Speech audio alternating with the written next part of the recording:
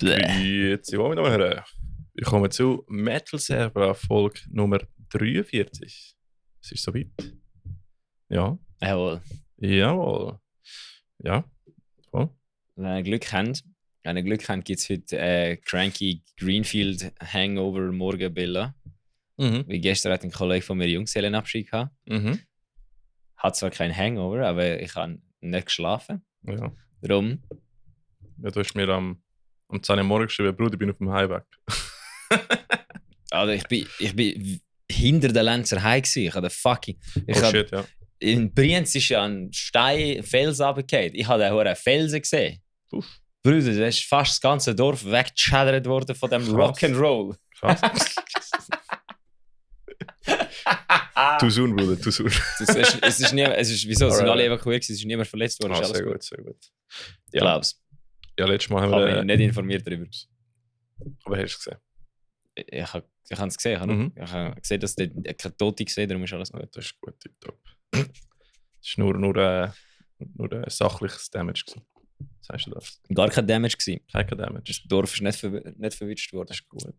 Aber ja, wir kommen Metal Server noch. Wir haben letztes Mal ein bisschen über Festivals geschnurrt. Merci alle, die gepostet haben. Und ihr dürft im Fall auch Folgen hören, wo der Umi nicht dabei ist. Einfach so zur Info. Ja, übrigens... Aber wenn du das jetzt hörst, macht es für dich ist egal, weil du hörst ja anscheinend. Also von dem her ist es gleich. Ja, ich habe noch cool gefunden, weil die Folge von Umi ist jetzt die zweitmeistgelöste Folge von uns. Eben nach Breakdown of Sanity. Also ist cool. Alter, was machen wir, wenn er die Folge überholt? Ja, das wäre schon interessant. Aber ich glaube, da gibt es viel Interesse auf so Behind-the-Scenes-Zeugs. Von dem können wir mal notieren für nächstes Mal. Ich könnte sagen, was ihr wollt, sonst noch für Leute im Podcast hören, was ihr etwas Neues lernen wollt. Ich habe einen Fotograf gehabt. Ich darf uns gerne Sachen schreiben, wir ignorieren es dann halt einfach. Können wir auch machen, ja. Machen wir gar nicht. Voll. Und ja, letztes Mal haben wir ein bisschen über Festivals gehabt. Haben ein bisschen Greenfield gerostet. Ist aber nicht so gemeint. Wir gehen ja als Greenfield. Ja, vor allem ich habe gerade überlegt, du bist ja seit 2014, du bist seit 10 Jahren nicht mehr an diesem Festival gewesen. Ich bin jedes Jahr gewesen. Ja, ich bin auch so ein Hater, Mann. Nein, das ist einfach so wie... ein Hater. Du tust einfach der grösste Tier im Spielfeld. Du willst einfach Alpha-Status generieren. Ich kann einfach der Alpha-Mail sein. Der stärkste Roaster, oder? Immer. Ja. Aber dann müssen wir, wenn wir die stärksten roasten, müssen wir das Frauenfeld los. Ja, aber die haben kein Metal, oder? Haben sie? Ich glaube, Gewalt hat dort mal gespielt. Okay. Ich weiß, Gampel hat damals Metal. Gampel hat auch absolut. Alter, Gampel hat ja. Die haben ja Scooter gehabt und vor Scooter Heaven Shall Burn. Ja, ich habe mal Skindred gesehen.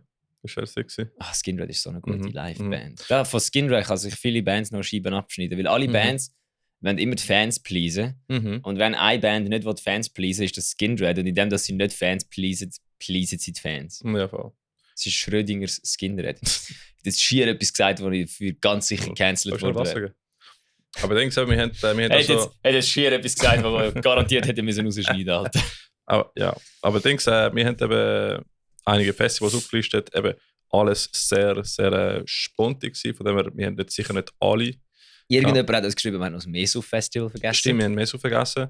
Ich muss auch sagen, ich bin letztens im Meso auch vor 2 Jahren. Gut, aber das ist gut, ich bin noch nie gewesen. Ja, da müssten wir jetzt Außenreporter Brian haben. Unbedingt, weil das ist mehr der ist sowieso dort. Ich bin dort gegangen, wo Aborted gespielt hat. Aborted? Ja, ich habe letztens einen Post gesehen, wo einer geschrieben hat, hast du gut, danke, wir machen noch Kaffee und Cola. Ich brauche das Cola für meinen Magen, Alter. Dort ist darum gegangen, name a band's name that if it was literal, it wouldn't be fun. Und dann habe ich einfach nur an so Sachen gedacht wie alle Bands, die der Brian lust. Genau, ja. Voll. Und dann ist meine Antwort einfach so, ja, Infant Annihilator. Das wäre jetzt gar nicht mal so. Ja, so Dying Fetus, Aborted. Was gibt's noch alles? Auch Blood Command wäre auch noch eine gute Band, wo man nicht das Konzert die ganzen Anal-Bands. Oral Fistfuck solltest auch nicht das Konzert gehen, wenn sie es ernst meinen. Habe ich letztens gehört, dass es irgendwo eine Liste gibt mit Bands mit Anal im Bandnamen.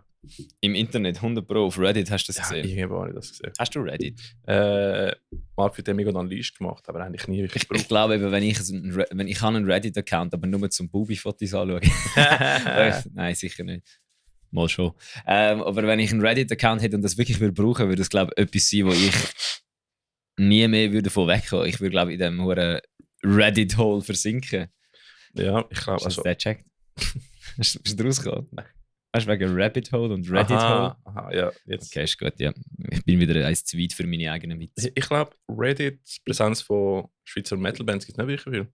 Also, ich habe das generell einfach gemeint. Ich habe nie wieder jemanden meinen Link gesehen, dass sie auf Reddit Doch, der Dings, der Hostile Pixels von Chromatize, hat gesagt, am besten Sex gelaufen auf Reddit. Dort hat er reingerührt, irgendein Subreddit und dann haben jetzt alle gehatet, aber das hätte ich hure viel Klicks gegeben. Ja, das sicher. Ich meine, Genre ist mehr 4chan-Band, würde ich sagen. Was zum Fuck ist 4chan? 4chan ist das einfach... Das ist für mich so ein Porno-Forum. Ist so wie Reddit, einfach mit viel mehr Feedpics wahrscheinlich. Es ist einfach so, genau die Edgelord-Memes, die Xona machen. Ich glaube, dafür ist es bekannt gewesen. Ist das nicht TikTok? Nein, ist TikTok vor TikTok eigentlich, aber es war schon so ein Forum gewesen. Okay. Voll. Aber ja, das ist zu Digital Culture. Nein, aber Dings... Wir zwei Opas da. Voll. Ja, was haben wir gesehen? Keine Ahnung. Ich war am Slam Dunk. Stimmt, du bist Slam Dunk. Was eine smoothie Introduction zu diesem Thema. Ja, wir haben ja einen Podcast aufgenommen. Am nächsten Morgen bin ich auf London geflogen. Dann bin ich Harry Potter Sachen anschauen. Habe ich gesehen, ja. Haben Pipi in den Augen gehabt. Haben Harry Potter Sachen gesehen. Super gesehen.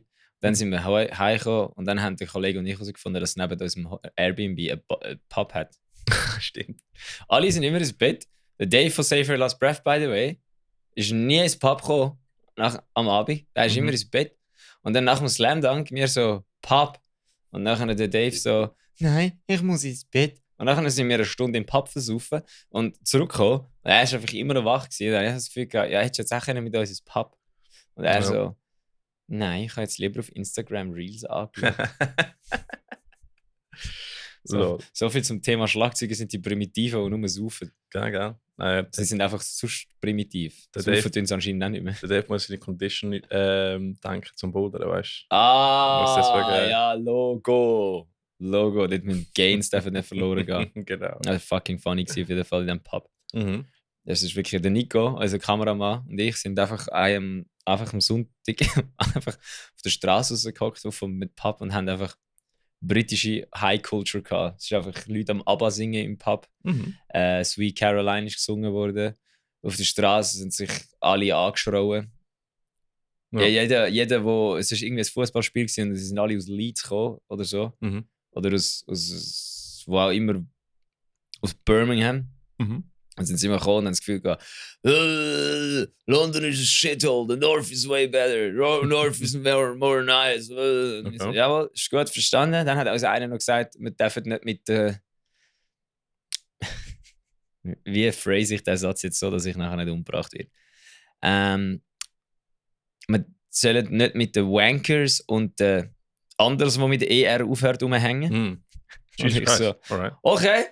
Nico und ich haben so angeschaut, so, ja. Ist gut, ja. Wir versprechen es dir hoch und heilig, dass wir es nicht machen. Aber wenn wir deine Buchstaben umarrangieren, du Ginger. Ist egal. Und ja, ist gleich. Auf jeden Fall haben wir dann das rassistische Arschloch endlich sind wir losgeworden, nachdem wir uns vollgeschnurrt hatten, hure Hillbilly. Okay. Und dann sind wir weiter gesaufen und dann haben wir zwei kennengelernt, die geheiratet haben. Die haben uns auch vollgeschnurrt. Schön. Die haben nachher gefragt, was wir da machen. Dann haben wir gesagt, wir sind an einem Festival gewesen. Haben sie uns erklärt, dass wir nicht als Reading Festival sollen gehen, weil im Reading Festival sind nur 16-Jährige. Okay. So, okay, cool. Ja, spannend. Fairer Punkt, ja. Gut, machst du dich nicht strafbar, wenn dort niemand aufreißt, oder? Was ist gesagt? Ich bin so all over the place. Dann, ja, aber Slam Dunk ist fucking sick. Ist nicht der Umi auch gewesen? Doch, der Umi ist auch gewesen. Umi und ich haben zusammen den Blackout geschaut. Beste gewesen. Was war die beste Band gewesen? Der Blackout mit Abstand, Alter. Das ist richtig. Das ist wie Lost Prophets, einfach ohne das schlechte Gefühl, weil der Sänger sich nicht an Kind vergreift. Ja, gut. Es ist wie Lost Prophets, aber die Musik von ihnen gibt es noch auf Spotify. Es ist wie Lost Prophets, aber sie können noch mit ihrem originalen Sänger auftreten, weil der nicht im Knast ist. Spielt der auch der Rest von den Mitgliedern Lost Prophets? Nein, die haben eine neue Band gegründet, aber das ist, glaube ich, nicht so erfolgreich. Okay. Auf jeden Fall ist es wie Lost Prophets. So wie Woven War nach Sarah Dying.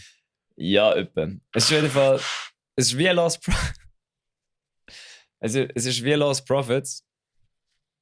Aber sie dürfen halt aus Amerika ausreisen. Ja. Sicher ein freier Umlauf. Ja. Es ist wie Lost Prophets, aber Mütter haben nicht Angst vor ihnen. Falls sich jetzt irgendeiner fragt, wieso die Witze kommen. Kannst du googeln. Wenn du früher Lost Prophets gelost hast und Last Train Home einen richtig geilen Song gefunden hast, dann das ist immer noch ein guter Song, du darfst ihn von mir aus auch hören, aber Google ja nicht. What happened to Lost Prophets? Weil Lost ist der Boy definitiv gewesen. Lost. Ja, nein, das Ding wirklich, also ja, der Blackout, beste Band ever. Also wenn so auf so Early 2000, der Sascha hat gesagt, es ist dann wie Under Oath, einfach in Happy. Also es ist wirklich so ein bisschen Lost Prophets mäßig und so Early 2000 das Mischmasch aus Pop-Punk, Metalcore und Post-HC. So das ist wirklich richtig stabil, so geil gewesen, wirklich geil gewesen. Der Sänger hat einen absoluten Mallet gehabt. Beste Frisur ever. Ja, irgendwie der Mallet und der Schnurrbart kommen zurück. Ja, fettes Comeback, Alter. Ich habe nur ein Paleface Swiss Shirt gesehen. Im Jahr voran habe ich etwa 100 gesehen. Krass, ja. Ja, von dem her, Boys, ihr müsst wieder zurück auf Europa durchkommen. Ihr verliert Market Value da, habe ich gesehen. Ja, Ghost Inside habe ich auch gesehen. Also sie haben es überlebt mit Paleface, sie sind nicht kaputt gegangen dran. Sie sind auch ganz passabel, also okay gewesen. Jetzt halt, ja, Blackout besser gewesen. Pennywise habe ich gesehen, Interrupters habe ich gesehen. Ganz viel Scheiß habe ich gefressen, Alter. Das ist super, ja. English Breakfast, beste Breakfast. Also ich muss sagen, das freue ich mich irgendwie am meisten vom Greenfield sind die Food Trucks. Jetzt haben wir auf dem Ding gespielt. Du hast es im Griff gehabt die letzten paar Mal. Jetzt fangst du schon wieder an, heiß. Ja, das war geil gewesen. Das ist wirklich fucking sexy. Ja, wir haben gar nicht so viel gesoffen. Also ich bin doch am Nachmittag um 2 schon hackenbreit gewesen. Weil, ja, ich hatte zwar gesagt, ich saufe nicht mehr nach Shows, aber das war keine Show, ich bin in der Ferien. Das war in der Ferien. In der Ferien darf ich trinken. Ja. Na cool. In der Schweiz habe ich es bis jetzt durchgezogen das Jahr. Ich war schon an ein paar Konzerten. Ja, anyway, das ist wirklich funny gewesen. Slam-Dunk. Was haben wir so für funny Sachen erlebt? Ja, wir haben dann irgendwann am Morgen noch in einem Restaurant das Foto nachgestellt von Jesus im letzten Abendmahl. Stimmt, das ist cool, ja. Jetzt muss ich gerade schauen. I Prevail habe ich lustig gefunden, weil der Sänger von I Prevail hat ausgesehen wie der Sascha von Lotrify. Hat auch so einen kapuzen Hoodie angehabt, hat auch die gleichen Stage-Moves gehabt. Also, hättest du wirklich den Sascha auf die Bühne stellen, das hätte genau gleich ausgesehen. Das war fucking funny gewesen. Was war noch? Ja. Das, was in den WCs nicht überflutet, das war noch gut gewesen. Was haben wir noch gehabt? Ja, das sind Bands. Ich habe mal alle 3 Bands, die ich gleichzeitig schauen, gleichzeitig gespielt. H2O hat gleichzeitig gespielt wie Mallory Knox und The Blackout. Aber H2O habe ich schon mal gesehen. Und dann war es zwischen Blackout und Mallory Knox, aber Blackout ist cooler. Ich glaube, vor heute noch nie von dieser Band gehört. Hast du noch nie von H2O gehört, Bruder? Nein.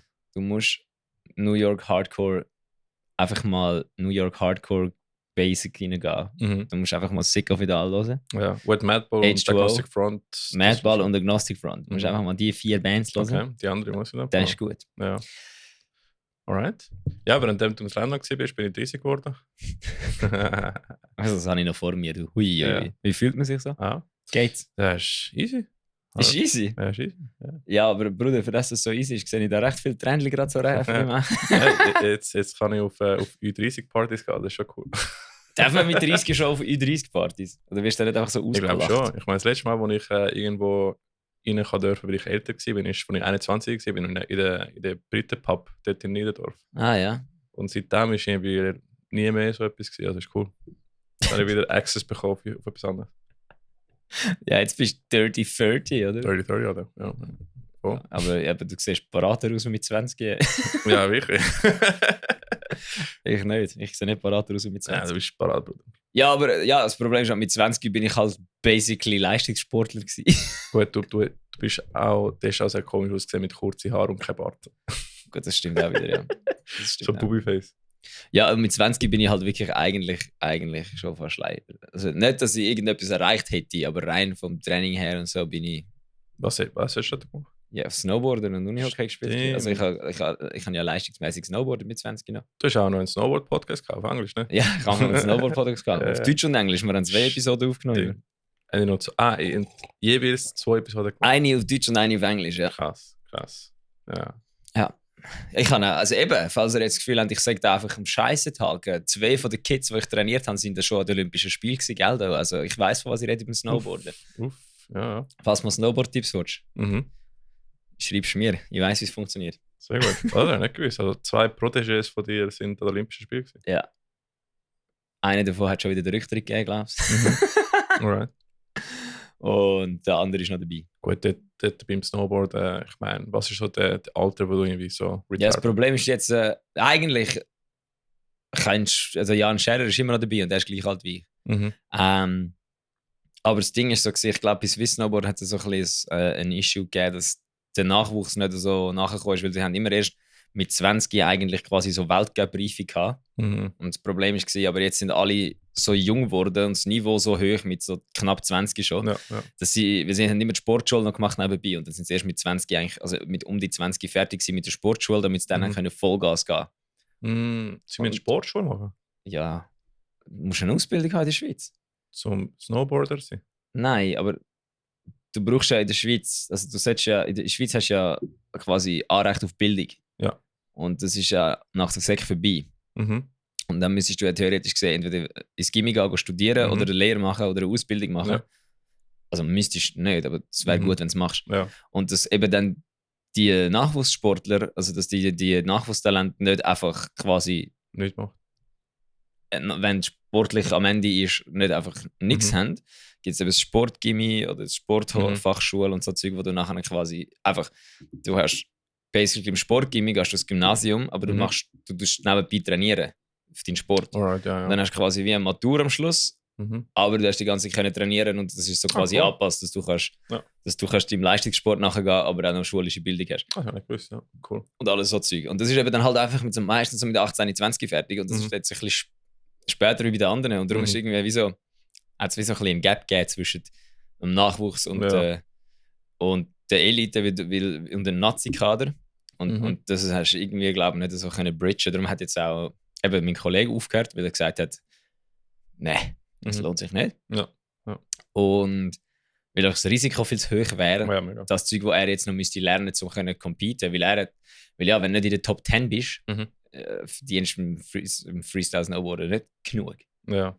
Das ist wie Kunstturnen mittlerweile. Früher, wo so Sean White und so noch gross waren, wo wir alle Teenager waren, wo Snowboarden Jugendkultur war, dort hat es funktioniert. Dort hast du auch mit so Videoparts noch überleben. Aber jetzt geht es nicht mehr. Jetzt ist basically Freestyle-Snowboarden wie eine Local Band haben.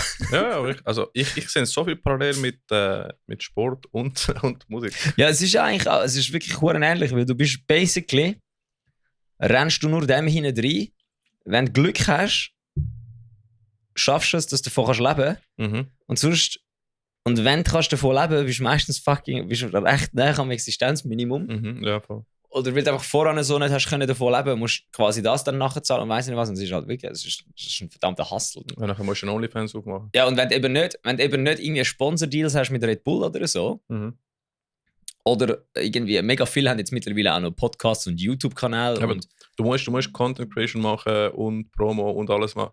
Ist so wie mit Musik. Du kannst nicht mehr einfach Musik machen. Ja. Du musst alles machen. Marketing, Production, alles. Ja, wie der Japaner, also je nachdem, wenn du im Nazi-Kader bist, wenn du eben ins Nationalteam kommst, bekommst du auch einen Lohn. Ja.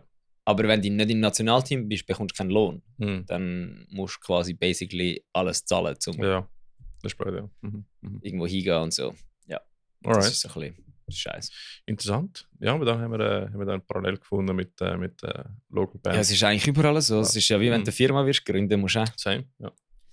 Basically das Gleiche. Ich meine, eben, früher hatte ich so die verklärte Ansicht gehabt, dass eine Band gründen so, wir sind 5 Freunde fürs Leben, die was zusammen unternehmen und dann werden wir welterfolgreich. Aber und dann spielst du schon als Record-Label dort im Publikum. Und dann eben, aber im Endeffekt habe ich herausgefunden, bei den meisten Bands ist es so wie bei Rammstein. Die haben das mit 30 irgendwelche Berufsmusiker gewesen, alle glaubst, die sind alle oder irgendwelche Künstler gewesen. Haben sich zusammengetan und dann eigentlich basically nicht eine Band gegründet, sondern eine Firma. Ja. I Prevail ist ja auch irgendwie, ich weiß nicht, ihr Schlagzeuger ist ja auch eigentlich gar kein Metal-Drummer. Das ist der Drum Beats Online YouTube-Kanal, den habe ich letztens gefunden. Ich habe den Kanal schon lange kennt. Aber ich habe nicht gewusst, dass das der Drummer von I Prevail ist. Aber I Prevail hat einen Drummer gesucht und dann hat er hat einfach gesagt, fuck it, er gewusst, dass er irgendwie hat eine Chance bekommen, bei ihnen vorzuspielen. Und er hat einfach gewusst, okay, das ist jetzt meine Chance, um meinen Dream klar zu machen. Ja. Und dann hat er einfach innerhalb von einem Monat, glaube ich, sich beigebracht, Metal Drums zu spielen. Krass. Und dann ist er an die Audition gekommen, weil er so gut vorbereitet war. Der Sänger hat dann irgendwann nicht können. Dann hat er sogar das Zeug können ohne Sänger machen, weiss nicht was. Und dann haben sie ihn genommen. Und eben, er ist kein Metal-Schlagzeuger. Gut, das sehe ich auch so wie so Fusion-Jazz-Drummers zum Beispiel. Ich sehe so, die Brüder können fix Metal spielen. Weil sie können also so krasse Scheiße machen.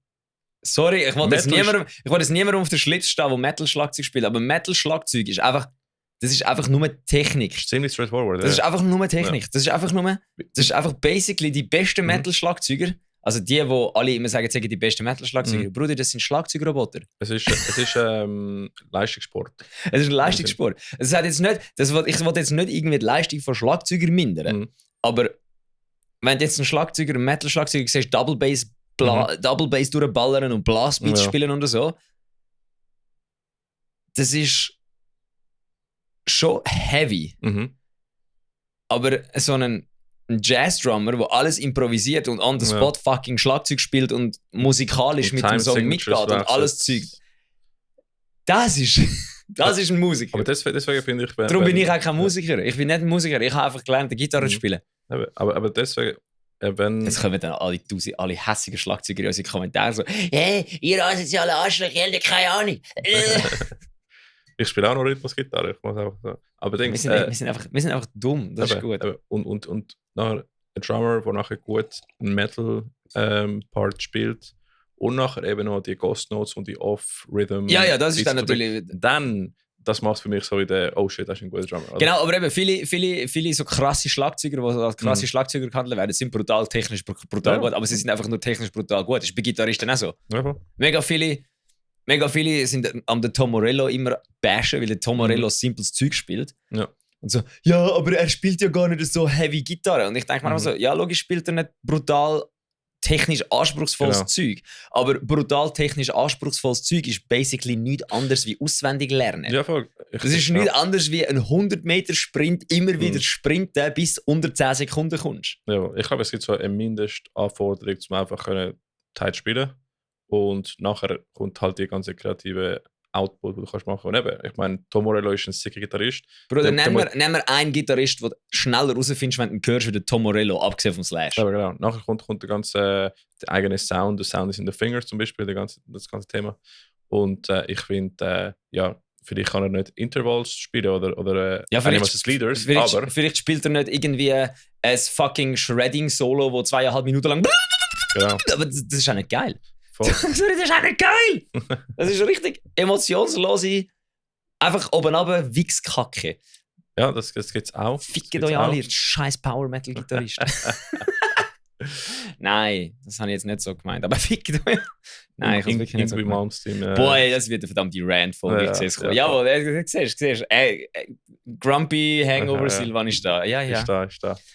Genau. Und dann haben wir noch... Was hast du denn gespielt? Aber Synth. Aber ich finde es aber schön, ich komme immer wieder Nachrichten über, wenn ich so etwas rauslasse, wenn ich so gegen so Gitarrengewichse hate. So. Ich habe immer so alle meine Rhythmus-Gitarristen-Bros und Schlagzeuger-Bros und Gitarre- und Bassisten-Bros. So. Ja, die scheiß Ding. Das Ding ist dann aber, es gibt dann aber, weißt du, so fucking Van Halen und Steel Panther. Ja, das ist auch Gitarrengewichse, aber das ist geil. Ja. Das ist aber geil. Ja, es gibt Levels. Es gibt auch Leute, die eben nur das Leblose einfach durchgeben und hören. Das ist auch gut. Aber ich kann schon gerne ein bisschen Feel, ein bisschen Rhythm, ein bisschen Groove. Ja, also wenn sich ein Gitarre-Solo anfühlt wie ein 100-Meter-Sprint, dann ist wirklich okay, ja. Da könnte jetzt auch die Leichtathletik-WM, da habe ich mehr zu schauen, weil dort hat es wenigstens noch Viertel fucking enge Hosen. Ja, ist so. Und Brustmuskeln in engen T-Shirts. Und Bubis in engen T-Shirts. Und was auch immer. Einfach Leichtathletik, man sollte mehr Leichtathletik schauen. Also, hast du gesehen, an den Olympischen Spielen haben sie anscheinend Betten aufgestellt. Oh, das habe ich gesehen. Die sind ja Betten aufgestellt, um Sex zu verhindern. Weil ja immer, das ist aus irgendeinem Grund, ist das in den Medien jedes Mal, wenn Olympische Spiele sind, das Thema, dass im Olympischen Dorf nur gevögelt wird. Das ist ein riesen Thema. Und alle so, die Athleten sind immer nein, nur... Aber scheinbar ist der Ban geliftet worden, weil der ist für Corona-Zeit gewesen. Es ist nicht ein Ban. Es ist voran schon. Es ist immer so, dass es jedes Mal, wenn Olympische Spiele sind, ein riesen Thema ist, dass im Olympischen Dorf alle die huren Athleten sich vögeln die ganze Zeit und nichts anderes machen wie vögeln. Aber stimmt, Alter, was zum Fick haben die eigentlich das Gefühl? Die sind alle zwischen 20 und 45, sind alle in ihrer körperlichen Höchstform, sind alle voll pumpt mit Endorphin, fucking horny wie Sau und auf einem Haufen. Und auch wenn du das Gefühl hast, dass Profisportler sind. Ja, das sind Profisportler. Aber was hast du das Gefühl, was Profisportler machen, wenn sie fertig sind mit ihrem Wettkampf und fertig mit dem Training? Dann sind sie auch nur normale Menschen und gehen auch noch ficken. Logisch gehen die alle bumsen, die sind alle horny aufeinander. Lass zu. Es hat schon einen Intimacy-Ban gegeben in den Tokyo Olympics 2020. Ja. Und der ist geliftet worden. Jetzt gibt es nicht mehr für Paris Olympics. Und... Nein, Lass zu. Wo ist das? Genau. The athletes stay during the event will be stocked with 300,000 condoms. Ja, das ist, aber nein, das ist an jeder Olympiade so. Ist immer so gewesen. Das ist immer schon so gewesen. Also das einzige Mal, was effektiv ein Problem war, ist während Tokio gewesen, weil dort Corona war. Genau. Aber alle Medien bauschen das so auf, dass dort die Athleten im Olympischen Dorf nichts anderes machen, wie saufen und vögeln. Aber was haben das Gefühl? Das sind ein Haufen 20-Jährige. Das sind ein Haufen 20-Jährige, die alle brutal parat sind. Hast du schon mal Leichtathleten angeschaut? Ja. Alter, die sind alle fucking hot. Alle. Ausnahmslos. Also wirklich. Also alle. Das sind Profisportler. Die sind alle trainiert wie Bollen. Ich meine, Babys, die von denen rauskommen, sind nachher auch zukünftige Olympische. Ja, eben. Und das Ding ist auch, es ist ja auch bewiesen, dass, wenn du Sport machst, dass deine sexuelle Aktivität gesteigert wird. Also du bist effektiv mehr horny, wenn du mehr Sport machst. Also logisch sind die nur am Ficken. Und lassen sie doch ficken. Wieso sollen sie nicht dürfen ficken? Ich verstehe das nicht. Sind die Olympischen Spiele Eugenics-Experimente im Fall, um die klassischen Menschen wahrscheinlich sind die Olympischen Spiele einfach ein grosses Fick dich an alle Rassisten Arschlöcher. Vielleicht so ein Experiment. Wie der Lemmy Kilmister schon gesagt hat, am Schluss müssen wir uns einfach alle so lange ficken, bis wir alle irgendwie milchbraun sind. Und dann gibt es noch irgendein rassistisches Arschloch, das das Gefühl hat, du bist mehr milchbraun wie ich. Ich finde es lustig, dass sie genau 300'000 Condoms bestellt haben. Wahrscheinlich haben sie Data, wo wahrscheinlich in den letzten 100 Jahren... Ja, das kannst du im Fall researchen. Die haben jedes Mal an den Olympischen Spielen eine fucking Condom-Shortage, weil es einfach die Dinge... Das ist fucking funny, dass ein Data Scientist muss nachher die ganze Berechnung machen und sagen, 300'000, das ist es. Tinder ist am Eskalieren während der Olympischen Spiele. Ja. Weil alle dort einfach sind und so... Also wirklich, dann kannst du... Also ich glaube, ohne Scheiße, wenn du Single bist an den Olympischen Spielen und Bock hast zum Ficken und du bist auch nur 50. in deiner Disziplin. Ja. Es ist scheißegal. Das ist einfach ein gottverdammtes Fuckfest. Und es soll es auch sein, Alter. Lad dich die haben ja sonst nichts zu tun. Eben da mein Homie, der Victor, der ja früher Dings gefahren ist, Weltcup gefahren ist, die sind ja nie daheim. Die sind ja immer irgendwo mit allen anderen Leuten. Also die sind basically permanent in einer Ferien-Ausgangssituation. Ja. Und dann bist du einfach mal im Olympischen Dorf und dann siehst du alle Leute, die du irgendwie kennst. Weil du kennst dich, wenn du Sport machst. Und dann ist es einfach so, hey, unser Wettkampf ist heute fertig, gehen wir nachher alle saufen. Und dann so, jawohl. Ja, soll sich ausleben, oder? Soll es doch ficken, Alter. Das ist nicht wie ein Musikfestival, wo im Backstage einfach nichts läuft. Gott, Musikfestival, alle immer so, Sex, Drugs and Rock'n'Roll. Wo Sex, Drugs and Rock'n'Roll? Das ist, glaube ich, vor 30 Jahren. Nicht einmal mehr auf dem fucking Campingplatz gibt es Sex, Drugs and Rock'n'Roll. Werden ja alle alt. Niemand lässt mehr Rockmusik, die jung ist. Ich glaube, Backstage von Metal-Konzert ist einfach das Nerdigste, was du je wirst sehen. Hey, sorry, mittlerweile, Backstage von Metal-Konzert ist so, also dort hat noch nie irgendeine Sex gehabt. Nein. Noch nie. Nein. Keiner, auch nicht im Privatleben. Also, wir sind Magic Card am Spielen. Magic Card am Spielen, am Switch-Zocken, irgendwie, oh cool, deine Gitarre, was ist das für ein Holz? Ah ja, das ist ja mega geil. Ja, was ist für Pickups? So, was hast du für Pickups? Was hast du für Gitarre? Weißt du, weil ich spiele 1052, aber ich habe das Gefühl, ich gehe auf 1156 rauf. Genau. Nein, aber 1156 sind die Kids, 1152 sind wahrscheinlich bessere Seiten. Und wenn du das jetzt langweilig findest, ja, aber so ist es. Ja, darum, Backstage Pass. Es lohnt sich nicht. Geld ausgeben für Backstage Pass lohnt sich nicht. Ja. Es lohnt sich, gehst gescheiter vor der Bühne an die Bar, das läuft viel mehr. Ja. Genau, das zu dem. Das ist jetzt böse eskaliert. Hey. Dann hast du noch geschrieben, dass du ein neues Synthi geholt hast. Ja, ich habe mir einen neuen Synthesizer gekauft. Weil ich habe mir ja schon mal einen Synthesizer gekauft. Ich habe sogar, Alter, den alten Synthesizer habe ich sogar in einem Versus-Track gebraucht. Wir haben ihn gebraucht. Ich habe es gebraucht. Es ist dabei. Das ist im Bei dem nächsten Konzert gehört ihr es. Gehört ihr ein, wie heisst er? Das ist der Korg? Nein, das Korg habe ich neu. Das ist der alte, der Arturia Micro Freak. Der gehört ihr. Im Song Dropout. In der neuen Single. Oh ja. By the way. Ah? News. Releases. Oh shit, ich habe mir das nicht erzählt. Irgendein Release haben wir vergessen, dann aufschreiben, aber kommen wir dazu. Haben wir nicht von dem schon geschnurrt im Fall? Von meinem eigenen Release? Ich glaube schon. Nein, haben wir noch nicht. Warte. Haben wir noch nicht. Shit. Und wenn, dann machen wir es nochmal, das ist ja gleich. Oh ja. Der Dropout haben wir gehabt. Aber jetzt kommt... Und am Freitag... Nein, doch, da haben wir schon geschnurrt, aber das sagen wir nochmal. Nein, das haben wir gemacht. Ah, jetzt kommt der neue. Am Freitag kommt der nächste Single. Ah, scheiße. Hast du wieder mal nicht auf Instagram geschaut, hä? Nein, was? Wie heisst er? Ja, siehst du dann. Alright. Der nächste Single heisst Never Know. Never. Alright.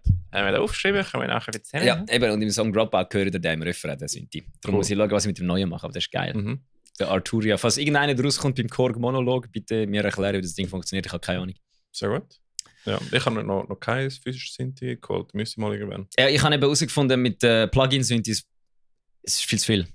Viel zu viel. Das ist recht viel. Eben, mit dem physischen kannst du machen einfach. Mit dem physischen ist es ein Instrument. Beim Plugin-Synthi ist es einfach so, da kannst du viel zu viel machen.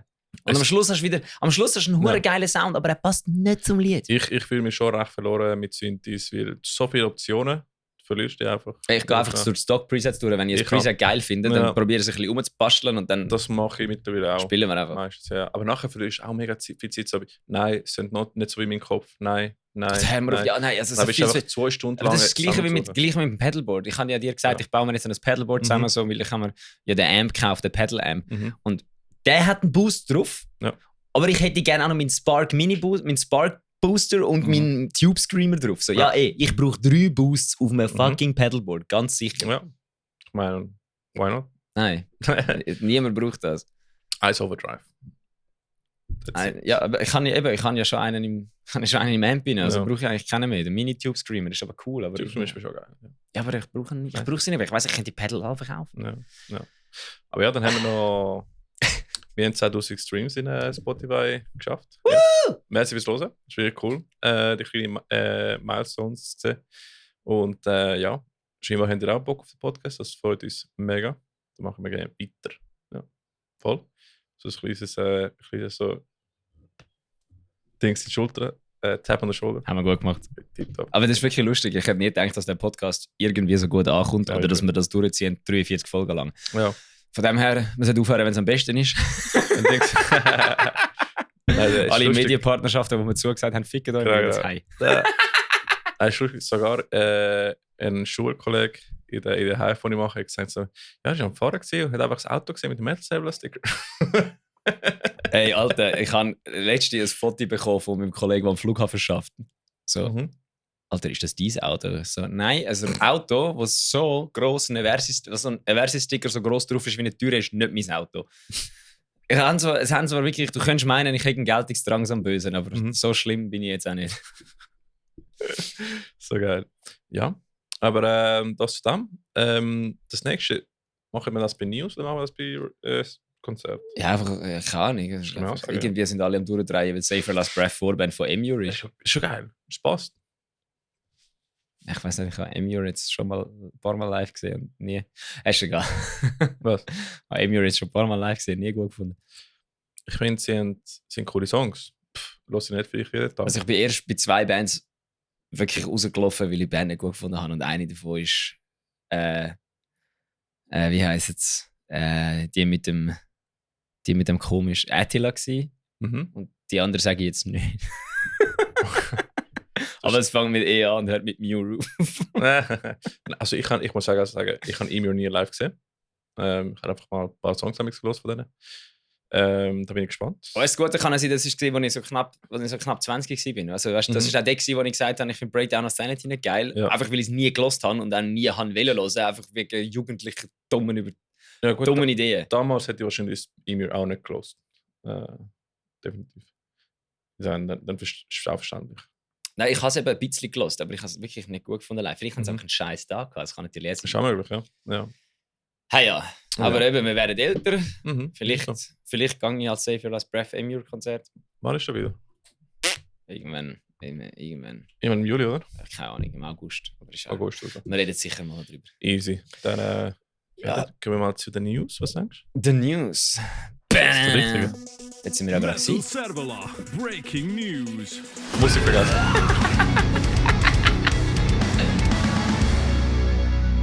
Guten Tag, die News. Wenn wir uns schon Mühe geben und die Musik machen. Ich muss sagen, wir haben keine neue Musik gemacht im letzten Jahr oder so. Müssen wir wieder mal vielleicht... Ja, aber die sind ja stabil. Die sind stabil, ja. Die sind stabil. Vielleicht haben wir ein neues Segment. Mal gucken. Du meinst Segment wie... Keine Ahnung, es fällt mir gerade nicht ein. Denkst du, haben wir fast nie mehr gemacht, Quickshots? Ja, aber Quickshots ist ja auch... Die müssen wir uns gegenseitig einfach mal... Wir könnten mal eine Folge aufmachen, wir könnten mal eine Folge planen, wo wir uns gegenseitig einfach 50 Quickshots fragen. Mhm. Ja, das können wir machen. So, einen habe ich gerade. Warte schon. Einen habe ich gerade. Yeah! Ich kann den nicht einmal im Fall da rein. Quickshot, nein, hast du nicht. Aber das ist der beste Song von denen. Ja, voll. Der ist recht gut. Okay, bist du ready? Ja, machen. Ich hätte Ass or Titties sagen, aber das ist viel zu flach. Ja. I plead the fifth. I plead the fifth. Schweigen ist auch eine Antwort. Ja. Ja, nein, was soll ich jetzt? So schaust du auf meine... Keine Ahnung, ich habe eine Frage mit 6 oder 7 Seiten, aber ich weiss deine Antwort. Ja, ich habe 7 Seiten gehabt und die verkauft. Also das sagt alles. Ich habe dafür eine 6 Seiten Bariton. Das finde ich geil. Das ist einfach zu viele Seiten für mich. Ich bin überfordert dann. Vor allem, das spielen alle. Aber das habe ich auch schon mal gesagt. Das ist meine öffentliche Meinung zu den meisten Leuten, die 7 Seiten Gitarre spielen. Du brauchst keine 7 Seiten Gitarre. Du langst 6 Seiten und dann hängst du einfach die höchste Seite. Nimmst einfach die höhere E-Seite weg und kaufst dir einen 7 Seiten Satz und lässt die höhere E-Seite weg. Ja, genau. Du brauchst sie nicht. Ich weiss, wie ihr Gitarre spielt. Ihr braucht sie nie. Look, ich habe mal die 7 Seiten, die höchste Seite mal gerissen und ich habe die einfach nicht gewechselt. Und ich habe einfach weitergespielt. Ich habe so, fuck it, brauche ich nicht. Du kannst 3 Jahre mit einem Seitensatz spielen, die sieht immer aus wie neu. Ich habe nach einem Monat einfach klar und nicht gewechselt. Das brauche ich nicht. Die höhere E-Seite bei 7 Seitensätzen in Metalcore-Bands ist einfach so, das ist so dort. Das ist so wie bei diesen Hollywood-Filmen oder bei diesen College-Filmen. So, das ist so die Nachbarin von der hotten Hauptdarstellerin. Also, das ist die Nachbarin von der hotten Hauptdarstellerin, die einfach immer das Gefühl hat, Mann, wieso will mich niemand anlangen? Ja, ich habe einmal einen Part für White geschrieben, wo ich die brauche. Und nachher habe ich gefunden, so wie, ja, lass mich einfach im Sample laufen, scheiße. Was wollte ich da? Scheiße, wegen einer Seite muss ich eine Gitarre behalten. So, fuck it. Nein, das lohnt sich nicht. Aber es war eine Chapman-Gitarre, die war schon cool. Ja, Chapman-Gitarren sind schon cool. Ja, damals, wo Chapman noch nicht so groß war. Ja, ich habe auch noch eine von den ersten. Ja, genau. Von denen, die es noch nicht groß waren. Die von den Colton ist die erste Seite, die sie rausgelassen haben, glaube ich. Oh ja, good shit. Alter, meinst du, Yannick nennt sich jetzt dann Young? Young Dime. Young Dime. Das ist schon ein cooler Name. Sorry, die Fotos, die er dort oben ohne mit den fucking verrissenen Jeans und der Flying V-Gitarre spielt. Er hat gesagt, Eis aus wie der Dimebag Darrell in aber schon ein bisschen Pantera-Vibes. Also das ist böse. Jetzt fängt er dann auch an rassistisch zu sein. Und die Jungs gehen auch gerne im Pro-Bass-Shop, oder? Pro-Bass-Shop, ja. Mehr New Orleans, das kann schnell sein. Jetzt fängt er dann an Blacktooth zu trinken. Nein, ich glaube, Anselmo ist von New Orleans, die Jungs sind von Arizona, oder? Glaube ich. Wer? Der Rest, Dime und... ja, ich meine, die sind aus Texas. Texas, oder? Ich meine, die sind aus Texas. Ich meine, Pantera ist aus Texas. Aber viel ist von New Orleans, das weiß ich noch. Wegen Nola Sound. Alright. Keine Ahnung, Alter. Ich finde immer noch cool, dass Pantera mal eine Glam-Metal-Band war. Ah ja, das weiß niemand. Das weiß niemand. Ja. Da siehst du, das Beste, der Kollege von mir hat mal gemeint, ich habe irgendwie das Gefühl, ja, weißt du, und dann ist Pantera gekommen und hat den ersten richtigen Breakdown gebracht. Und ich so, Pantera ist doch eine Glam-Metal-Band. Und ich so, nope. Und er so, doch. Ja. Und dann wir so, nope. Und dann haben wir herausgefunden, dass er nicht gewusst hat, dass Pantera, das aus Pantera geworden ist und ich nicht gewusst habe, dass Pantera vorher eine Glam Metal Band war. Ja. Ah. Lustig, ich meine, Pantera, wann hat sich gelöst? Vor 20 Jahren? Länger? 25 Jahren? Aufgelöst? Ja. Die haben sich nicht aufgelöst, ihre Gitarristen verschossen worden. Nein, weil das ist von Damageplan schon war. Dort sind es nicht mehr Pantera gewesen. Das sind, glaube ich, so 2001 oder so. Ich glaube, Pantera hat sich Pantera jemals aufgelöst? Ja, weil Damage verschossen wurde, wo er mit Damageplan am Spielen war. Ja, aber das heisst ja nicht, dass ich habe zwei Bands. Doch, nein, aber dort ist... Sie haben Issues mit dem finanziellen, weißt du? Deswegen haben sie auseinandergegangen. Ja. Warte schnell. Das ist aber die Damageplan schon so. I will check this. Hier. Schon krass. Ja, 2003. 2003, oder? Ja, 2003 haben sie sich aufgelöst. Ja, falsch. Ja, 21 Jahre, oder? Aber wann ist der fucking Dimebag Darrell gestorben? Ja, 2004. Ja, I see. Damageplan, ja. Ja, I see. Schon krass. Ja. Beste Breakdowns geschrieben? Ja, das ist schon... Kann man nicht sagen. Aber wenn wir schon über Breakdowns reden, Eversis bringt eine neue Single raus.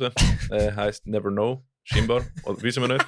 Sie heißt We don't know. Ich weiß es, sie heißt Never Know. Und es wird unser Hit. Das ist der Hit. Der Sommerhit des Jahres von Eversis. Das ist der Hit. Das ist der Song, der uns wird gross machen. Das wird. Nein, also jetzt ohne Scheiß. Es ist mein Lieblingssong von unserem Set. Es ist wirklich mein Lieblingssong von unserem Set. Mein Lieblingssong, den ich geschrieben habe. Bis jetzt. Und weißt du, Sommerhit, so ein Hyper vor 2 Jahren, wird Eversis Never Know sein. Genau, mindestens. Und das ist der Song. Eversis im ESC nächstes Jahr. Nein, okay, es ist wirklich, als ob wir uns wieder darüber lächerlich machen. Aber der Song ist wirklich geil, er wird super. Er kommt am Freitag raus, am 6. Juni. Im nächsten Eurovision drin. Am 7. Juni spielen wir das erste Mal live. Ah, geil.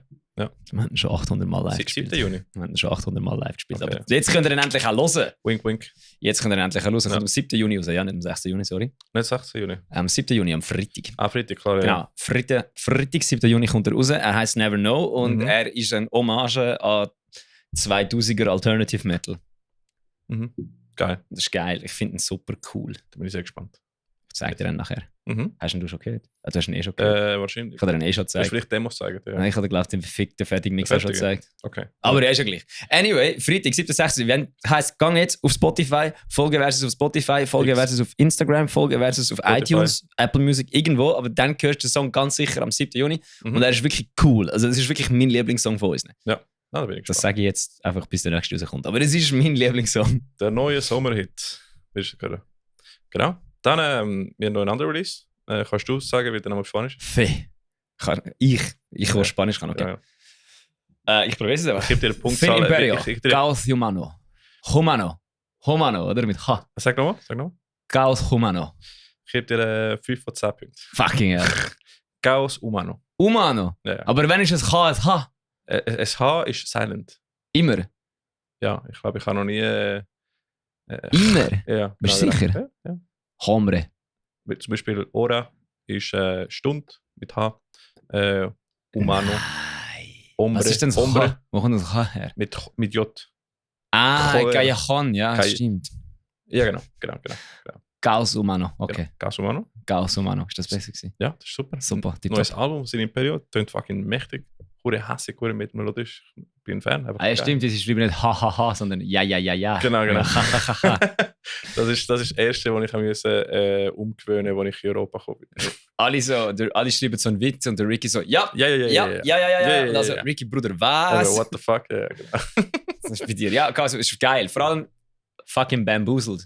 Die Singles, die bis jetzt rausgekommen sind Bruder, wir müssen sich nachher noch schnell roasten. Der hure Wichser, Alter. Das ist ganz sicher ein Typ. Ja, weil die Singles, die rausgekommen sind ein bisschen softer gewesen, wie das, was jetzt auf dem Album kommt. Und das Bratsch ist geil. Das ist wirklich geil. Ja. Das ist wirklich ein geiles Album. Richtig cool. Ich muss geschulzt rechnen, weil ich habe zu viel Wasser getrunken. Du hast zu viel Wasser getrunken? Fairplay. Jawohl, ich kann schon ein bisschen. Soll ich... warten einfach schnell. Ja, warten wir schnell. Kannst du mal ein bisschen etwas anderes erzählen sonst? Vom Slam Dunk aus? Ja, vom Slam Dunk. Es ist nicht so viel passiert. Nein, komm, wir machen einfach Pause. Kennst du Bernd das Brot? Nein. Kennst du den Kinderkanal?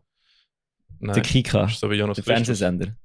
Nein, das ist, Kika ist ein Kinderfernsehsender. Ja. Stimmt. Also Teletubbies und so laufen und Sandmännchen. Und nach dem Sandmännchen, wenn das Programm fertig ist, ist immer Bernd das Brot gekommen. Und Bernd das Brot ist einfach gewesen, dass kein Standbild gekommen ist, bis am Morgen das Programm wieder losgegangen ist.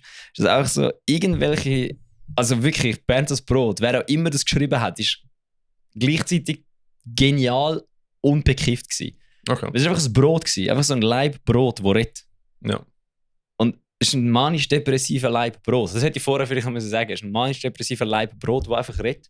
Mhm. Und quasi einfach vom 8 Uhr am Abend bis am Morgen am 7 Uhr, bis es wieder anfängt, irgendwie einfach alle 10 Minuten wieder mal sagt, dass man ins Bett sollte, alle 5 Minuten fragt, wieso dass man noch schaut Mhm. und einfach irgendwie die Zeit überbrückt. Und ich habe darum gesagt, das ist eine der grössten Skills eigentlich, wenn du kannst eine Situation Bernd das Broten. Weil dann bist du einfach, ich finde, das ist ein Adjektiv, das ist ein Verb, wo man jetzt sollte. Bernd, ich Einfach kann Situation. eine Situation Bernd das Broten. Weil dann kannst du einfach, weil dann ist es egal, dann kannst du einfach anstehen und einfach machen. ja. Und das, was ich jetzt basically mache, ich halte jetzt einfach einen Monolog, seit du auf dem WC bist. Und Das ist super, ja. du hast gesehen, du bist zurück auf dem WC und das Programm geht nicht weiter, weil ich immer noch am Bernd das Broten bin. Irgendwie hat mir das Bernas Brote-Dingsbums auf Dings gebracht. Weißt du, der Bruder, wo mit Janus Christus performt, der Bender. Ja, Der hat jetzt auch einen neuen Song released. das ist Bernd das Brot. Der Bendy. Wie heißt der nochmal? Der Bendy. Der Bender hat das Album released. Ja, jetzt haben wir released, eben. Hey, aber das ist doch nicht der Chris. Ich glaube, Das ist der Chris der Bender. Klar. Kann sein. Ja, Zum hohen Tribal-Tattoo auf dem linken Bein. oder nicht, warte. Vielleicht ist es. Ja, genau, der Chris ist es, glaube ich. Geil. Schau da, Bernd das Brot. Also es ist wirklich einfach... Bernd das Brot ist einfach wirklich ein manisch-depressives Brot. Okay, gut. Anyway, Wo ist der Bruder? back in the building, swag on a zillion. Next EP. Warte schon, wie heißt Okay. der nochmal? Der Bendy. Bendy? Bender? Bender.144 Instagram. Und der hat ein neues Album released. Genau. Ben? Der Bender 144. Letzte Woche. Letzte Woche, ja, voll. Ist genau. geil. Kannst du abchecken. Das ist ein richtig stabiler Bender. schweizerdeutscher Assi-Rap. Genau. So, ich glaube, Jonas Christus und der Bender. Um Gas geben. Alter, ich weiss nicht, du musst meinen Bernd das Brot-Moment nachher nochmal hören, weil er hat ein bisschen Anlaufzeit gebraucht, aber er ist dann gekommen. Ich weiss nicht, ob wir es reinlassen. Was? Der Benny Brot? Ja, Bernd fix. das Brot. Bernd das Brötchen. Ich bin über 2 Minuten lang da gekocht und habe nicht gewusst, was sagen und habe eigentlich einfach vor mich hingebrabbelt und das ist kein Gescheide. Und dann bin ich auf Bernd das Brot gekommen und dann hat es Super, funktioniert. ja. Das ist ein Skill, den wir alle wissen. Genau, aber eben, es sind 2 Minuten noch gewesen, wo ich den Skill nicht hatte. Ich habe ihn dann Ja. gerade erfunden, trainiert und perfektioniert in diesen 3 Minuten Das ist das zwischen Beste. Ich meine, das ist das beste Skill, das kannst du nachher brauchen, um einfach lang Geschäftsmeetings. schnurren, nichts sagen in Geschäftsmeetings. Genau Geschäftsmeetings, das. einfach Voll, Bernd voll. das Brot. Einfach halb Stunde labern und nichts Ich habe jetzt sagen. eigentlich aus absolut gar nichts eine fucking Live-Lesson gemacht. Ja, absolut. Ich habe es nicht mal Bernd das brotet. Ich habe eine Live-Lesson daraus gemacht. Junge KV-Leute, das ist ein Skill, den ihr für das ganze Leben braucht. Also, Scheiß auf die HSG, komm zu mir. genau. Masterclass TED-Talk halt. Genau. Dann der nächste. Oder irgendwann müssen wir mal einen TED-Talk halten, weil irgendeine so eine blöde Organisation uns fragt: Hello, möchtet ihr einen TED-Talk halten drüber? Mhm. Dass wir einfach mal machen. Ja. Und dann sagen wir so: Ja. Und dann machen wir einfach das komplette Gegenteil. Dann machen wir den TED-Talk einfach nicht. Machen wir den Bernd das Brot-Dings. Einfach Bernd das Brot. Aber ja, nachher haben wir noch ein nächstes Release. Omis Danke, Alter. die Berner, ich würde sagen einfach, Modern Metal. Modern Metal Band hat eine EP rausgebracht, wo Vagabond heisst. Ich weiß nicht, ob Spotify EP erst ab 5 Songs erkennt, aber hat es irgendwie als Single gezeigt, obwohl es 3 Songs ist. Ist weird, aber it is what it is. Ist eine kurze 3 Song EP, aber richtig gute Songs. Alter, ich habe gestern etwas über Whisky gelernt. Was? Ich war gestern an einer Whisky-Degustation am Morgen am 11 Uhr. Und Whisky? Morgen am 11. Ja, der Polterabend vom Kollegen. klar. Ja, Polterabend, am Morgen am 11 Uhr. Ja, frag mich nicht. Poltermorgen, ja. Auf jeden Fall, sorry, eure EP ist brutal geil, aber wenn ich das jetzt nicht los werde, habe ich es vergessen. Ja. Und zwar ist Whisky, eigentlich musst du den quasi, haben wir einen Schluck genommen und dann gesagt, jetzt müsst ihr so ein Glas in die Hand nehmen, bis der Whisky warm wird. So handwarm. Und wenn er handwarm ist, musst du ihn nochmal probieren. Das ist by the way guter Whisky, nicht so schlecht. Und dann haben wir das so ins Mund genommen und dann hat er ganz einen anderen Geschmack, wenn er handwarm ist. Weil sich dann die ätherischen Öle anfangen zu lösen im Whisky rein und weiss ich nicht was alles. Das heisst, die Frage, ob man Whisky mit Eiswürfel trinken ist einfach absolut nein. Man sollte Whisky eigentlich mit einem 36 Grad warmen Heizwürfel trinken. Krass, okay, spannend. Ja, das ist es. Also ist von einem Whisky zu einem Tee geworden? Nein, es war nicht heiß. Okay. Er ist einfach so ein bisschen handwarm geworden. Und dann ist das, also es ist wirklich, der Geschmack ist viel besser. Also er hat viel mehr. Geil. Das hat viel mehr geklopft. Geklopft, Alter. Das ist wirklich geil. So, alle Leute, die sagen, Whisky ist nicht gut, ich habe immer gesagt, Whisky ist fein. Whisky ist schon fein, du hast einfach noch keinen guten getrunken. Aber weißt du, was auch klopft? Epiphomys. Ja, das ist so. Das ist so. Die Epiphomys klopft auch. Brudi, seine Vocals sind brutal. Also eben, einerseits, wir haben schon von den Vocals von Brudi bei Magma Ocean. Ocean's Magma. Sorry, wie heisst der Andy-Song, der Song, den sie als Single rausgebracht haben von dieser EP, der erste? Vom Omesis? Omesis, ja. Vagabond? Nein, er hat nicht Vagabond geheißen. Ist nicht Vagabond.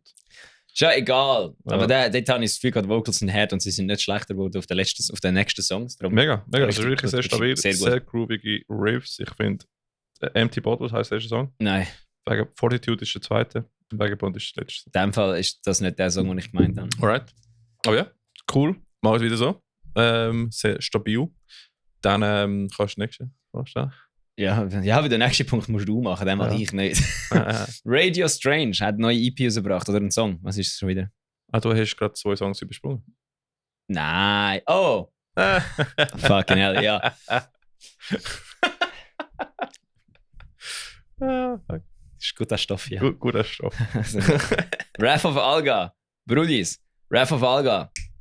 By the way, in 6 Tagen, Valhalla Basel, spielen es, kommt. Yes. Versus spielt auch, Fear Lab spielt auch, kommt. Hat einen neuen Song rausgebracht, Weight of the World. Ja. Und Wer ist gewonnen? meine Ohren haben das richtig gehört. Der Ricky hat den Song recorded. Nein. Der Ricky hat den Song gemixt. Mixed und gemastert. Ja. Ja.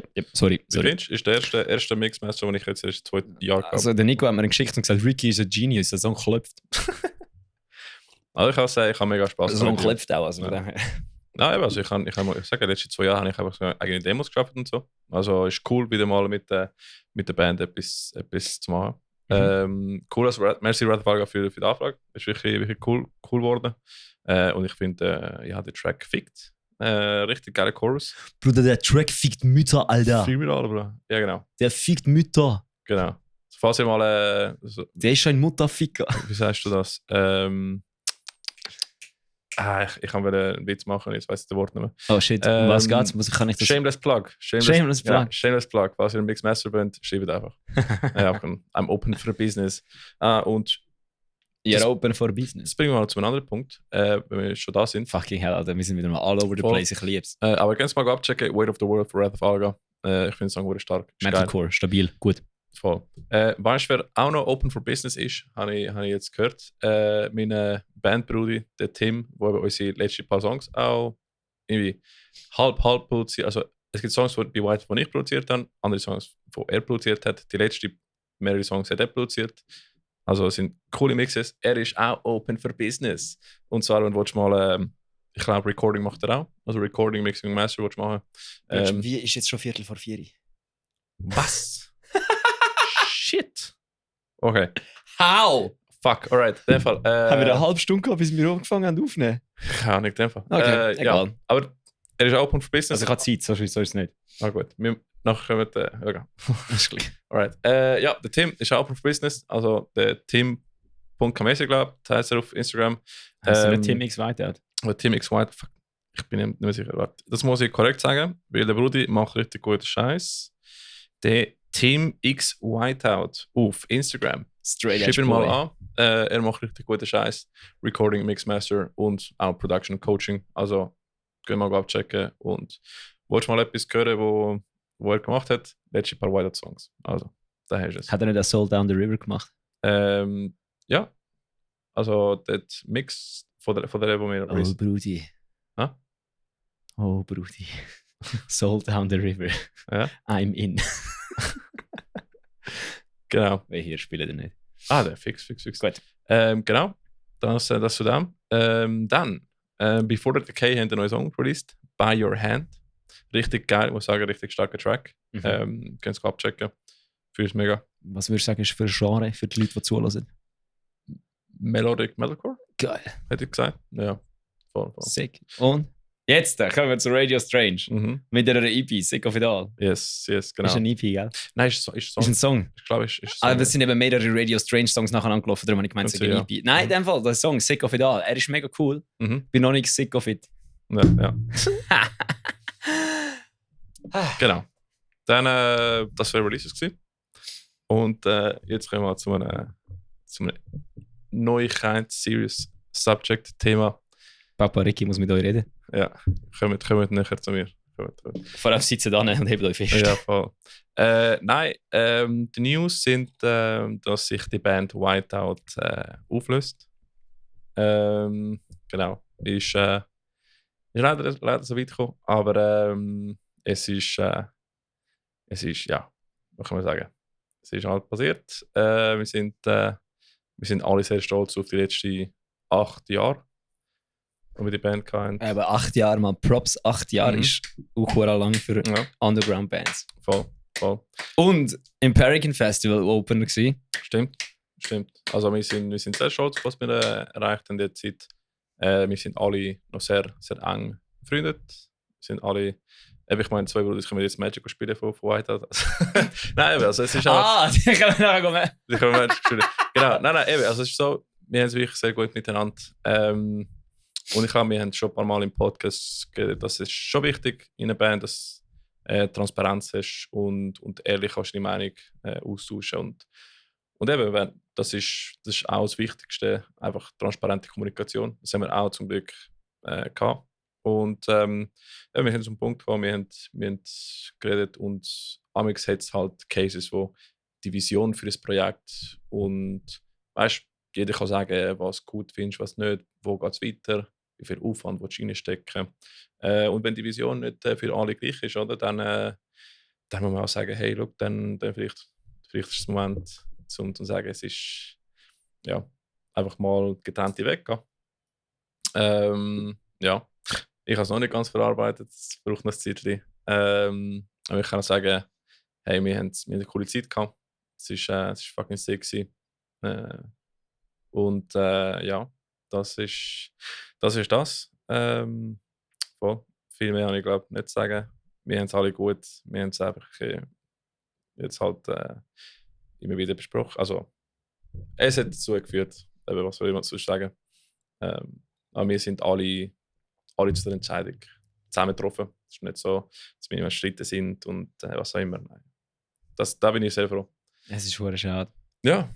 Aber darum, alle, ausnahmslos alle, am 22. Juni das Werk Baden kommen. Ja. Ist egal, dass wir dort spielen, ist egal, dass Fearlab mit uns die Tour hat, ist egal, dass ich Geburtstag habe. Es wird das letzte Whiteout-Konzert sein. Genau. Und das hat einfach mehr als 150.000 Highlights und Stage-Dives verdient. Genau, also es ist so, wir spielen unser erstes Konzert, wie der Bella sagt, im Werk Baden. Im Werk Baden, ja. Im Werk Baden am 22. Juni mit Fearlab und Eversys und Last Chance to Say Goodbye. Es wird das letzte Konzert sein mit Whiteout. Wir bringen auch das letzte Song noch raus. Das wird wir sicher auch bis dann schaffen, hoffen wir. Und genau, das ist mal ein bisschen traurige News. Aber wir haben gefunden, dass wir schon mal so früh wie möglich ankündigen, dass die Leute auch genug Zeit haben, um auch zu sagen, hey, die letzte Chance, um die Band live zu sehen. Vielleicht können wir mal das Konzert. Ja, genau. Macht's wirklich. Das ist wichtig. Whiteout ist super live. Beste Live-Band, die ich in meinem Leben je gesehen habe. Ja. Also, schon auch noch andere beste Live-Bands. Aber es ist auch schon geil gewesen. Ich muss sagen, ich habe, glaube noch nie mit so talentierten Menschen zusammengespielt. Und es wird eine Freude sein, zusammen mal Tschüss sagen. Und wie gesagt, that is what it is. Also, wir müssen alle dort go Soul Down the River mitsingen. Wo alle sehen, das Lied, wo der Mike der Bachelorette vorgesungen hat, wo ich von 200 Leuten gehört, so laut wie möglich gesungen habe. Ja, Mann. Das hat der Double einfach gemacht. Alter, wir haben noch nie über das geredet. Stimmt. Wir haben noch nie über das geredet, aber jetzt können wir ja mal. Jetzt ist er ja draußen, oder? Noch nicht, aber machen wir Doch, er ist draußen. Er ist draußen, aber warten wir, bis mal der ganze Bachelorette fertig ist. Und dann können wir mit ihm eine Folge machen über das. Mit ihm? Ja. Ah ja, voll! Ja, machen wir. Geil, fix. Alle Behind-the-Scenes-Dinge. Wir müssen noch mal einen einladen. Ja, voll. Wir müssen noch einen zweiten einladen für die Folge. Ich sag's dir nachher. Okay, sehr gut. Ja, dann würde ich sagen, machen wir mal kurze Konzerte. Wir haben leider nicht so viel mehr Zeit. Sind sie in dem Fall am 4 Uhr da? Ja, voll. Vielleicht können Sie noch dazu kommen zum Promo machen für das Konzert. Du, easy, ja, voll. Sehr gut, alright. Ja, du kannst mal anfangen. Ja, in dem Fall. Also, ich hätte jetzt schon Dropout Kings und the Versus gesagt. Aber am 8. Juni spielen leider Dropout Kings in Zürich. Wieso sage ich leider? Weil ich nicht gehen kann. Weil ich würde sehr gerne Dropout Kings wieder sehen. Es sind wirklich Brudis. Das sind geile Sachen. Ja. Die sind richtig geil. Dropout Kings, Ghost Lights und Freezes Dana. Freezes Dana und Dropout Kings gleichzeitig. Ist crazy. Das wird heavy, Alter. Das wird Schlägerei geben. Werk 21 am 8. Juni. Next. Dann am 8. Juni spielen auch Eversys und Fear Lab in die Fear Forever Tour mit Wrath of Alga. Und das ist am 8. Juni im Valhalla Bar Basel. Und ich glaube, ich bin sogar dort im Publikum. Also bringt eure Trinkhörner, bringt eure Wikinghörner, bringt eure Äxte. Weil ich will nicht eine Wall of Death sehen. Ich wollte. Fuck, jetzt habe ich schon wieder vergessen. Wie heisst der blöde Hure Regenbogen? Wie heißt Rainbow Road? Keine Ahnung. Rainbow Road. Wie heißt Rainbow Road? Bifrost. Ich wollte einen Bifrost of Death sehen. Das wird funny. Das wird verdammt dumm, weil Wrath of Alga ist auch saulustig und Fear Life sind auch saulustig und machen alle gute Musik. Und ich habe gehört, Valhalla Bar hat gratis Eintritt. Dem her kommt es rum, sauft was. Ja, schon lange will ich Valhalla Bar schauen, weil es ist so wie eben, im Zürich im Norden, dort ist Valhalla Bar. Ich habe gehört, dass dort ein paar Leute von Metal-Bands ihre Songs im Karaoke singen.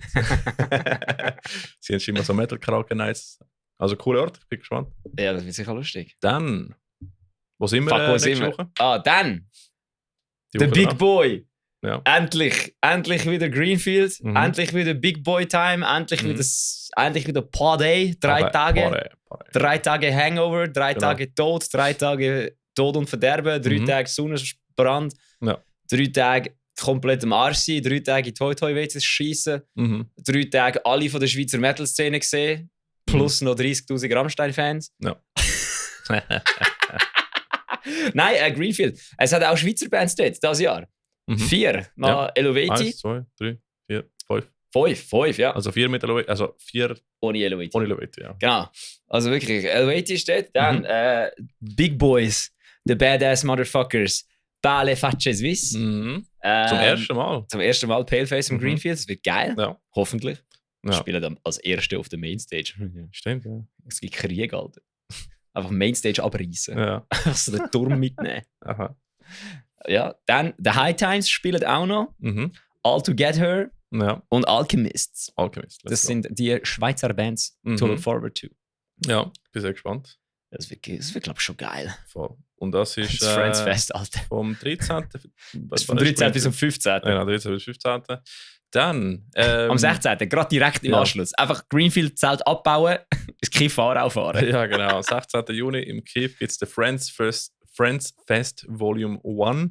Es ist ein HC-Abend. Es spielen Bane, Death Before Dishonor, Valetudo, Insanity 61, Chelsea Deadbeat Combo, Cancel und Lolo Bo. Alter. Ich muss gehen. Das ist crazy. Cancel! Ja, es wird fucking sick. Ja. Genau. Hässig. Dann, 21. Juni. Nein, 18. Juni. Nein, das ist... ja, sorry. 18. Juni. Die Brudis, Sons of Coherence, sind im Dynamo als Support von Igor. Let's go. Igor. Das ist so alternativ Experimental Metal, oder? Du kennst Igor? Nicht? Ja, ich habe mal reingelassen, aber ich weiß nicht, was es ist. Ich kann das nicht beschreiben. Ich zeige dir nachher einen Song. Ja, ich weiß es nicht. Ich kann es nicht beschreiben. Eben, es hat keine Beschreibung. Du kannst es nicht beschreiben. Das ist einfach der Igor. Das ist der Ricky. Nicht der Ricky. Der Ricky. Ja, der andere, der ausgesehen, der andere vom Podcast, der nicht ist Josh. Der Brian.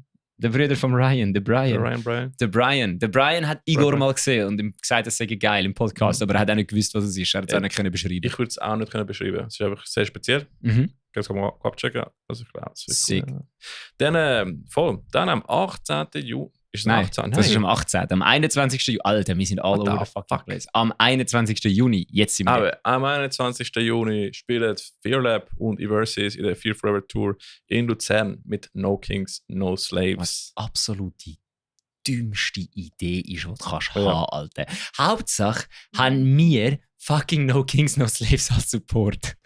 Die haben dies noch an der Wand gespielt und ich habe letztes Jahr zu viel No Kings, No Slaves gelassen. Das ist brutal gut. Und wir auch so, ja, das schaffen wir, die als Support-Act zu haben. Das kommt gut. Wir werden absolut nicht kaputt gemacht von denen, aber ist ja gleich. Du, es ist ja so, Ballers nehmen starke Openers, Pussys nehmen schwächere Openers. Also, das wird geil. Ja, es ist ja scheißegal, weil ich wollte ja No Kings, No Slaves schauen. Genau. Wir doch gleich, ob sie besser spielen wie wir. Ja, Mann. Wir doch gleich, ob wir besser spielen wie sie. Es ist nämlich kein Wettkampf. Wenn der Opener eben stark ist, nachher gibt es so ein bisschen Gefühl im Arsch, um zu sagen, hey, jetzt muss ich fucking 200.000%. Vor allem, wenn der Opener parat ist, ist auch das Publikum parat. Oh, ja. Genau. Ich weiß die Reihenfolge gar nicht. Vielleicht sind es auch Letzte. Ich weiß es gar nicht. Ich habe keine Ahnung. Alright. Aber es wird sicher spannend. Es wird saumäßig geil, weil sie sind auch alles mega. Also, sie sind auch mega flotte, nette Scheiben. Genau. Dann, am 22. Juni in der Mad Bar spielen Waves Like Walls und Before the Decay. Und was cool ist, am gleichen Tag ist die Fear Forever Tour. Alter, einfach an meinem 30. Geburtstag ist euch das letzte Konzert. Ja, aber. Genau. Das ist das schlimmste Geschenk, das wir machen können, Alter. Genau, aber am gleichen Tag ist eben noch Fear Forever Tour in Baden. Fear Lab University spielt. Whiteout, wir spielen unser letztes Konzert. Und Last Chance to Say Goodbye spielt auch dort. Also es wird sehr, und es wird, das ist die Geburt von Bella. Also können wir mal es wird völlig daneben dem Fall. Es wird völlig daneben dem Fall. Es wird Eskalation. Es muss völlig daneben werden. Ticket jetzt kaufen ist 4 Stutz günstiger, wenn du es im Vorverkauf kaufst. Also, macht das. An der Door kostet es 24, online kostet es 20. Genau, wie gesagt, letzte Chance zum Whiteout mal live gesehen. Genau, letzte Chance zum Whiteout live gesehen. Sparen, Ticket online kaufen. Let's go. Dann kannst du nämlich 4 Stutz, das ist ein Bier im Werk. Ja. Ha! Du kommst quasi ein gratis Bier über, wenn du das Ticket vorher kaufst. Du willst dann nicht zu lange warten, nachher ist es ausverkauft. Also, genau. Gib ihm, Bruder. Das ist am Werk Baden, am 22. Juni. Dann, ein bisschen weit entfernt, aber wir haben gefunden, wir bringen es trotzdem, der Bullhead Sommerfest. Die kleine Sommeredition vom Bullhead Festival ist am 20. Juli in der im Schwellisee-Kiosk Malters. Das ist bei Luzern, haben wir herausgefunden. Schwellisee, ich google das jetzt mal. Wenn es ein Body ist, nämlich nur noch Beach Party. Ja, Beach Party, Bullhead Beach Party 2024. Ist das Nein, das ist kein Body. Schade. Das sieht mega chillig aus. Das sieht auch chillig aus. Ja, voll. So outdoor-mäßig. Geil. Wieso Arosa? Das ist Arosa. Ich will nicht Arosa. Kann ich. Ganz zurück. Und dann spielt Path of Wrath. Ja.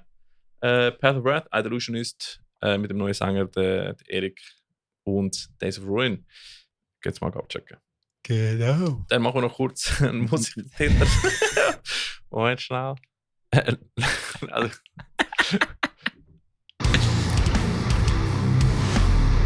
So, im ersten haben wir Creon, suche den Gitarrist. Ich glaube, das habe ich letztes Mal vor einem Monat gesehen oder so. Vielleicht suche ich sie immer noch. Und dann nicht, sorry. Aber meldet euch bei Creon, falls ihr so Proggy Metalcore spielen. Ich habe auch als Scheiß einfach ausgeschrieben, gerade voran, wo der Ricky auf dem WC ist. Ricky sucht eine Band. Nicht wirklich. Kannst du gerade bei Creon melden, habe ich gemerkt. Ja, nein, also jetzt nein, Ricky sucht keine Band, das ist nichts. Er hat ja noch eine bis zum 22. Juni und das ist dann das letzte Konzert. Genau. Ich bin noch nicht bandlos. Von dem her sollte er dann gehen. Ja. Unbedingt. Ich glaube, deine Brüder sind jetzt da mit aufhören. Ja, voll. Also, genau.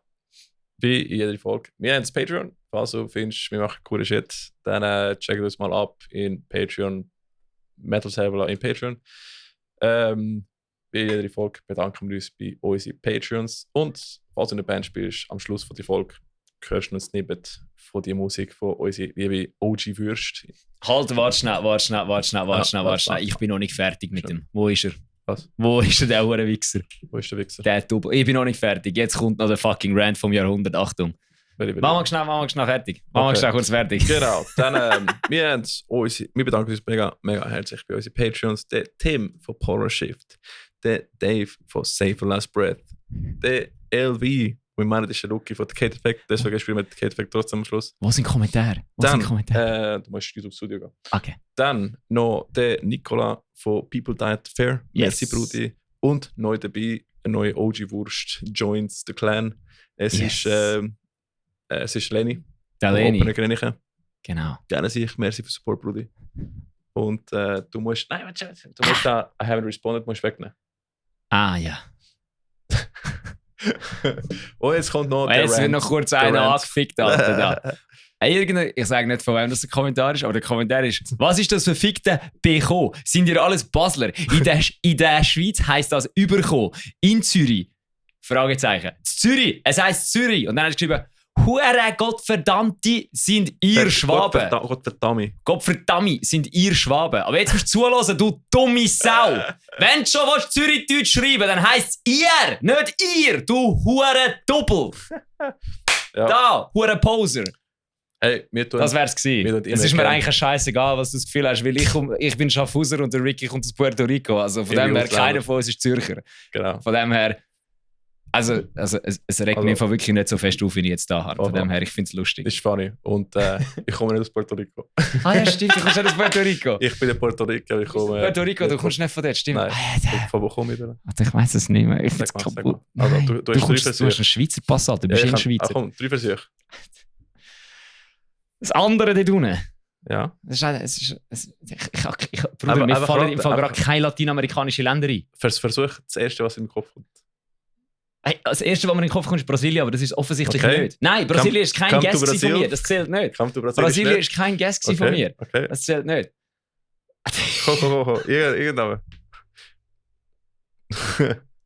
Komm. Ich kann es nicht. Mein Hirn ist ausgesetzt. Sag mal einfach Ihren Namen. China ist auch nicht. Nein, ich wollte es schon richtig gegessen. Warte schnell. Ich weiss es eigentlich. Komm. Schnell. Fuck. Clock's ticking. Ja, ich weiss, das macht es nicht besser. Ich bin so ein Arschloch, Alter. Okidoki, sag Oki. Ah! Nein, Tippitopp ist es. Tippitopp, sagt der Koki. Fuck. Chile! Ist es nicht? Nein. Nein, da bin ich aufgewachsen. Das ist schon mal. Ah ja, was ist Norden von Chile? Du bist ein Multikulti, Alter. Was ist Norden von Chile? Ich habe keinen Blassen. Mein Hirn ist fucking. Okay. Ich bin der Puerto Rico, aber ich bin nicht von Puerto Rico. Wenn du es jetzt sagst, Alter, ich schwöre, ich schlammer an Grind, weil ich es wüsste. P. Puerto Rico. Ja, aber ja, wir sind nicht ich habe es im Grind, es liegt mir auf der Zunge. Aber wir sind nicht Schwäben, wir sind nicht Basel, wir sind von Zürich. Ich bin Schweizer Peruaner, Bruder. Ah ja, Peru, ja! Ja, jetzt wissen wir. Sorry, es tut mir leid, ich wollte dich nicht anficken mit dem YouTube-Kommentar. Ich habe mich nur darüber aufgeregt, dass du mir sagst, du sagst ein Zürcher, aber wenn du uns noch weiter haten, dann kommentier wieder auf YouTube. Bringt Hasskommentare. Bringt uns Hate auf YouTube. Ja, aber Puerto Rico klingt viel lustig. Das ist fast wirklich viel besser als Peru Rico. Ja, definitiv. Also ich behalte Puerto Rico. Puerto Rico ist einfach super. Den finde ich immer noch funny. Ich meine alle, ich bin Puerto Ricaner. Ja, ist doch super. Ist auch schön. Ist viel besser. Ja. Also nicht besser als... Jetzt hätte ich Cheat. Nein. Ricky, Alter, du musst schlafen. Du mich ins Bett, Alter, das kommt nicht mehr gut. Alright. Ich liebe dich, Ich liebe dich. Also, kommen wir 22. Herkunft lügen. Ja. Kommen wir 22. Juni, letzte Whiteout Show mit Fear Lab, Eversis und Last Chance to Say Goodbye. Wenn ich bis dann noch lebe und mich nicht irgendeiner umgebracht hat wegen dieser Folge. Yes, wir sehen uns heute. Ciao zusammen. Ciao, ich mache es gut. Auch du, der den YouTube-Kommentar geschrieben hast.